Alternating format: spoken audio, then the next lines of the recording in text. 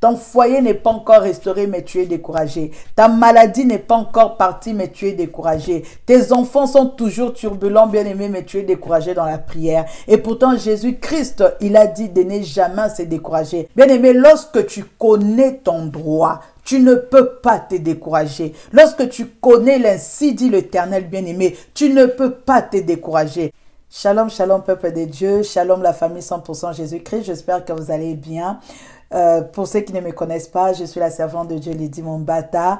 Et si vous n'êtes pas encore abonné, abonnez-vous sur cette chaîne, la famille 100% Jésus-Christ, parce que ici, nous aidons le peuple de Dieu à réussir dans leur vie de prière, leur vie de tous les jours, car la parole de Dieu déclare dans Josué 1, verset 8, que ce livre de la loi ne s'éloigne point de ta bouche, médite les nuits et jours pour agir fidèlement selon ce qui est écrit, car c'est alors que tu réussiras dans tout ce que tu entreprendras, c'est alors que tu auras du succès. Alors, nous aidons le peuple de Dieu à réussir et à avoir du succès par la pratique de la parole de Dieu. Alors, aujourd'hui, nous allons encore parler de la prière. La prière, parce que je vous avais promis que nous allons faire une série des exhortations par rapport à la prière, parce que la prière, nous savons qu'elle est très importante dans notre vie. La prière, c'est le dialogue avec notre Seigneur. Il y a plusieurs prières, il y a la prière d'adoration, mais là je parle, bien aimé, des prières que nous devons faire lorsque nous avons besoin d'une solution, d'un problème donné, des prières où nous venons demander à notre Père, car il a dit, faites connaître vos besoins à Dieu par des prières, des supplications et des actions de grâce. Mais il faut savoir, bien aimé, que lorsque nous prions, nous devons avoir cette mentalité de la persévérance, parce que c'est la persévérance qui produit le résultat. Il y a certains enfants de Dieu, malheureusement, qui sont paresseux dans la prière, qui n'aiment pas la vie de prière, qui n'aiment pas persévérer. Lorsqu'il s'agit de la persévérance, du coup, ils abandonnent parce qu'ils croient que être chrétien, c'est facile, bien aimé. La parole de Dieu déclare qu'il faut être violent, car ce sont les violents qui s'emparent du royaume des cieux. Si tu n'es pas violent, bien aimé, tu ne pourras pas t'emparer, bien aimé, de tes promesses. Tu ne pourras pas, bien aimé, parce que tu dois être violent dans le royaume des cieux, bien aimé, pour entrer et prendre possession de ton héritage. Alléluia. Alors, aujourd'hui, nous allons parler d'une femme qui m'a toujours... Waouh, cette femme m'a toujours marqué. Elle est parmi les personnes qui ont eu à révolutionner aussi ma vie spirituelle, mais elle maintenant dans la persévérance, dans le domaine de la persévérance. Nous allons lire son histoire, c'est dans Luc 18, verset 1 à 8. Luc 18, verset 1 à 8, je lis. Jésus leur adressa une parabole pour montrer qu'il faut toujours prier et ne point se relâcher. Il dit, il y avait dans une ville un juge qui ne craignait point Dieu et qui n'avait d'égard pour personne. Il y avait aussi dans cette ville une veuve qui venait lui dire, fais-moi justice de ma partie adverse. Pendant longtemps, il refusa, mais ensuite il dit en lui-même, quoique je ne craigne point Dieu et que je n'ai d'égard pour personne, néanmoins, parce que cette veuve m'importune, je lui ferai justice afin qu'elle ne vienne pas sans cesse me rompre la tête. Le Seigneur ajouta, entendez ce que dit le juge unique, et Dieu ne fera-t-il pas justice à ses élus qui crient à lui jour et nuit? Tardera-t-il à leur égard? Je vous l'ai dit, il leur fera promptement justice. Mais quand le Fils de l'homme viendra, trouvera-t-il la foi sur la terre? Il leur fera promptement justice. J'aime tellement ces paraboles, j'aime cette femme. Et surtout lorsque c'est Jésus-Christ qui parle. Moi, personnellement, lorsque je médite la parole de Dieu, lorsque c'est Jésus, c'est vrai que la parole, bien aimée, c'est la parole de Dieu. Amen. Mais lorsque c'est Jésus-Christ qui parle, bien aimé, je suis vraiment très attentive parce que Jésus-Christ, il est Dieu. Alléluia. Jésus-Christ, il est Dieu. Et surtout lorsqu'il insiste, lorsqu'il dit en vérité, je vous le dis, bien aimé, waouh, là je dis que non, que cette parole est la mienne. Donc je dois vraiment appliquer la parole. Jésus-Christ, bien aimé, nous donne un conseil ici. Il dit que je vous donne cette parabole pour vous montrer que vous devez prier et ne jamais vous relâcher. Dans une autre version, on dit de prier et ne jamais se décourager. Parce qu'il y a beaucoup de gens bien-aimés qui se découragent avant de voir la main de Dieu. Ton foyer n'est pas encore restauré, mais tu es découragé. Ta maladie n'est pas encore partie, mais tu es découragé. Tes enfants sont toujours turbulents, bien-aimés, mais tu es découragé dans la prière. Et pourtant, Jésus-Christ, il a dit de ne jamais se décourager. Parce qu'il sait qu'il y aura des moments, bien-aimés, où en tant que être humain, on peut vouloir nous décourager, mais il nous prévient déjà que nous ne devons pas nous décourager.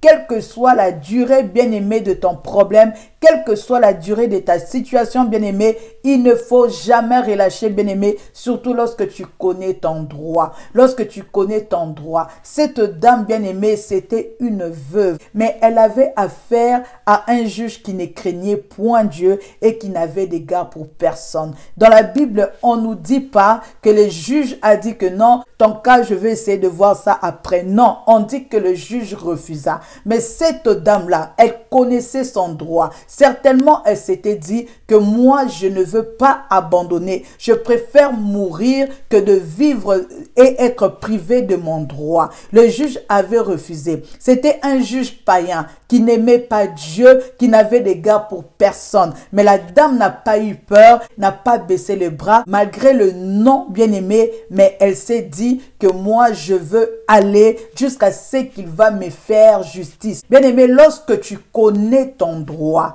tu ne peux pas te décourager. Lorsque tu connais l'ainsi dit l'Éternel, bien-aimé, tu ne peux pas te décourager. Parce que les épreuves, comme je vous avais dit, deux fois Dieu nous forme dans les épreuves, bien-aimé. Alléluia. Dieu nous forme dans les épreuves. Cette femme, bien-aimée, n'a pas voulu se relâcher. Elle a continué à importuner les juges jusqu'à ce que le juge s'est rendu compte que non, si je lui fais pas justice, elle ne va pas arrêter. Bien-aimé, la prière aussi, c'est comme ça. Tu dois prier jusqu'à ce que Jésus-Christ dise que si je lui donne pas ce dont elle a besoin, elle ne va pas me laisser tranquille. Elle va toujours continuer à m'importuner. Il va toujours continuer à m'importuner et il ne va pas me laisser tranquille, bien-aimé. Et Jésus-Christ a dit, il faut toujours prier et ne pas vous décourager. Maman, papa, toi qui es en train de me suivre, tu as tes problèmes, bien-aimé. Tu as des situations, tu passes par des moments difficiles. Pourquoi tu veux te décourager?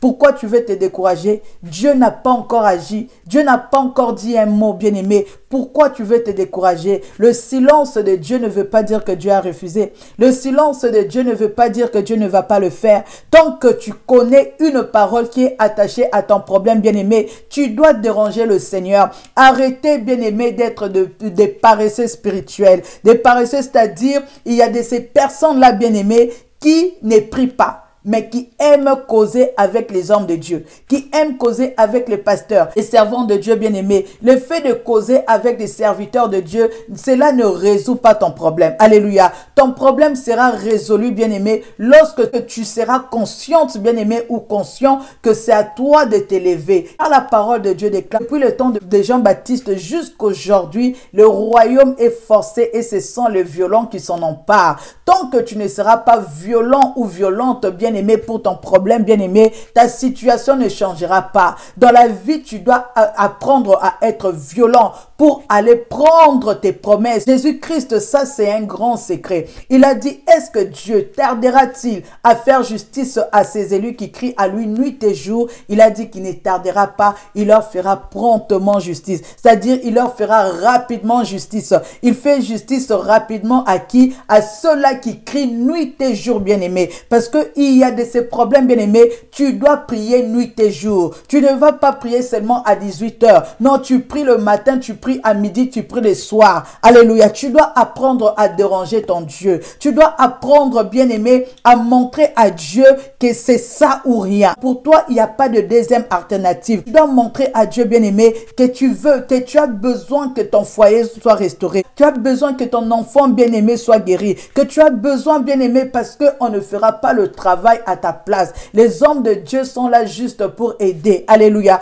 Mais le problème, mais le travail, c'est toi qui dois faire. La violence, bien-aimé, c'est toi qui dois être violent, bien-aimé, pour voir ta situation changer. Il ne faut pas rester là à te plaindre. Tu croises les bras, bien-aimé, et tu racontes tes problèmes. Tu croises les bras, bien-aimé, et tu te mets dans les soucis. Tu te mets dans les inquiétudes. Dieu a dit, qui parmi vous, par ces inquiétudes, a réussi à ajouter une coudée de sa vie? Bien-aimé, les inquiétudes ne résout rien. Les murmures ne résout rien, bien-aimé. C'est la prière, bien-aimé, qui fait déplacer les montagnes. Alléluia. C'est la prière qui fait déplacer les montagnes, bien-aimé. Parce que tu dois apprendre à prier. Tu dois apprendre à persévérer. Cette dame-là, elle a eu à persévérer. Et le juge a dit, parce qu'elle m'importune, laisse-moi lui faire justice. Tu dois prier. Tu dois prier, tu dois prier. Alléluia. Il ne faut pas te décourager dans la prière parce que c'est la persévérance qui produira le résultat. Jésus-Christ doit savoir, bien-aimé, que c'est ça ou rien. Alléluia. Mais lorsque tu pries, parce qu'il y a de ces personnes-là, bien-aimées, qui annulent la prière. Tu viens, tu pries. Alléluia, tu pries, tu sais déjà que c'est la volonté de Dieu. C'est la volonté de Dieu que tu sois marié. Oui, car il a dit que l'homme quittera son père et sa mère et s'attachera à sa femme et les deux deviendront une seule chair. Alléluia, ça c'est la volonté de Dieu. Et lorsque tu as besoin d'un mariage, mais toi-même tu viens prier et tu dis, bon, au cas où si Dieu ne me donne pas, là tu es en train d'annuler ta prière. Oh, si c'est la volonté de Dieu. Bien aimé, c'est déjà la volonté de Dieu parce que c'est écrit dans la parole de Dieu. Toi, dérange seulement Dieu. Toi, désire seulement la chose de tout ton cœur, bien-aimé. Désire, si ce n'est pas pour toi, c'est Dieu lui-même qui va te dire. Il va te dire que c'est là, moi, j'ai pas préparé ça pour toi. Alléluia. Si c'était la volonté de Dieu que tu aies ça, tu l'auras. Mais lorsque toi, tu pries, ne dis pas, ne viens pas, bien-aimé, avec une attitude de dire que, bon, si c'est la volonté de Dieu. Bien-aimé, tant que tu trouves déjà une parole. La Bible, bien-aimé, la Bible, c'est la volonté parfaite de Dieu. Alléluia. C'est la volonté parfaite de Dieu. Est-ce que c'est la volonté parfaite que tu aies des enfants? Oui, car il a dit que dans mon pays, il n'y aura pas de femmes stériles, ni des femmes qui avortent. Alléluia. Est-ce que c'est la volonté de Dieu que tu sois guéri? Oui, car il a dit, par les meurtrissures, nous avons été guéris. Mais lorsque tu es malade, bien-aimé, il ne faut pas dire, peut-être c'est la volonté de Dieu. Si Dieu le veut, si Dieu le veut, bien-aimé, si Dieu le veut là, tu as déjà la volonté de Dieu. Et lorsque tu dis que si Dieu le veut, bien-aimé, ça c'est l'incrédulité. Ça, ce n'est pas la foi. Alléluia. Lorsque tu connais la parole de Dieu, tu dois te tenir. Dans Jérémie, on nous dit que Dieu se tient sur sa parole, bien-aimé, pour l'accomplir. C'est pourquoi tu dois avoir la foi et tu dois persévérer dans la prière. Arrête de courir derrière les hommes de Dieu. Moi-même, bien-aimé, par la grâce de Dieu, je conduis un groupe d'intercession. Et la vision, bien-aimé, ça n'a jamais été que les mamans 100% Jésus ou les papas 100% Jésus-Christ puissent s'attacher à moi. Non, la mission de la famille 100% Jésus, de faire que toutes les personnes, bien-aimées, puissent s'attacher à Dieu, puissent savoir comment prier, puissent savoir comment jeûner, puissent avoir une relation personnelle avec le Seigneur. Et donc je veille toujours à cela parce que je n'aime pas leur rendre paresseux. Je n'aime pas leur rendre paresseux. C'est pourquoi ce sont des femmes qui prient, ce sont des femmes qui cherchent le Seigneur parce qu'elles savent, bien aimé, que leur vie dépend de leur relation avec Dieu, pas de leur relation avec moi. Parce que moi, je ne suis qu'un humain. Alléluia. C'est pourquoi je t'encourage aussi. Tu peux avoir ton pasteur bien aimé, mais ce n'est pas le pasteur qui fera toi ta place. Il y aura de ces combats-là où tu dois prier nuit et jour. Alléluia. Où tu dois prier, où tu vas prier nuit et jour, bien aimé, pour chercher la face de Dieu, pour que Dieu puisse se manifester rapidement. Nous allons revenir le mercredi pour une autre exhortation. Alors, si tu as aimé, n'oublie pas de partager et surtout de t'abonner et d'appuyer sur la cloche de la notification pour être notifié à chaque fois que nous aurons nos vidéos. Nous postons nos vidéos chaque lundi, mercredi et vendredi. Que Dieu vous bénisse abondamment. On se voit prochainement. Bye.